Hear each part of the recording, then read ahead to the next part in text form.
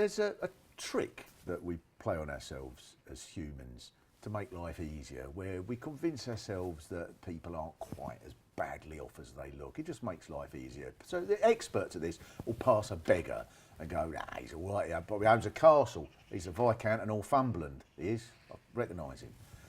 And real experts at this, they could pass a beggar with no legs and go, oh, he's got loads at home. Half crab he is, you don't want to fall for that.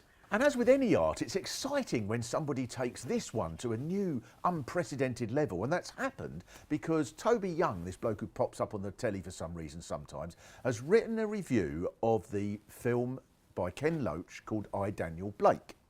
Now, this is a story about a man who's denied disability benefit, even though he's had a heart attack. And it was made after studies of hundreds of cases.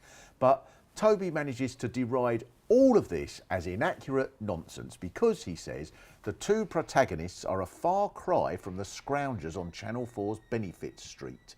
Exactly. This is the same reason why we shouldn't take any notice of Attenborough's misleading films about orangutans, because they're a far cry from the ones in the Jungle Book that kidnap children so that they can learn to make fire.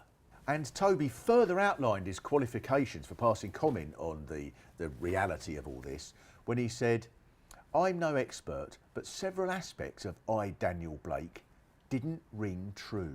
This is why Toby has quite reasonably become the Conservative spokesperson for all sorts of ideas, because he's not afraid to insist that even though he knows nothing about welfare, he's far more qualified to comment on it than someone who's spent their whole life on it, because he has thought to himself, oh, that didn't ring true, while looking out of the window. There should be a programme on television called Toby Young Rings True, in which he gets to the truth of matters by ignoring people who've done things.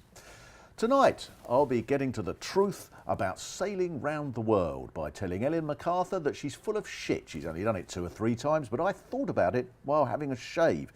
Next week, I'll be telling Dizzy Rascal and Raheem Sterling what it's like to be black in modern Britain. Maybe he's written other equally incisive reviews, such as that documentary about Jimmy Savile didn't ring true to me. It was a far cry from when we saw him just having a laugh on Top of the Pops. Then he goes on to complain that the film is unremittingly depressing, which is such a shame because most job centres are known for their pastel shades and sing-alongs, and the claimants all gather round the piano for a medley of madness hits, and anyone who gets a bit puffed after baggy trousers gets given a free mobility scooter. So Ken Loach should have made a feel-good film about disability benefits, in which a man falls in love with his dialysis machine and the two of them go off to Hawaii and rent out canoes and never sponge off the taxpayer again. Toby goes on to complain, would a man who's had a heart attack really be declared fit for work? But there are 2,400 cases of people who have died in the year after being declared fit for work, which goes to show how fair these tests are, because there are plenty of jobs for corpses. They can act as speed bumps in built-up areas or be maypoles in village fairs, but no, they choose to rot away at the taxpayer's expense.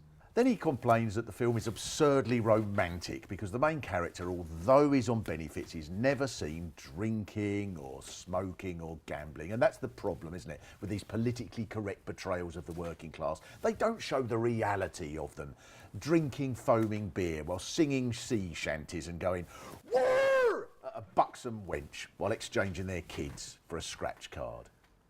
The puzzling side to all this is that Toby Young's the bloke who set up one of these free schools, but it failed and collapsed, and he said it was much harder than he thought it would be. But you would have thought it would have been a bonus having him involved. He could have been a history teacher saying, today we're going to learn about the Second World War. Now, I've got a book here with some first-hand accounts of what it was like to fly a Spitfire in the Battle of Britain behind enemy lines.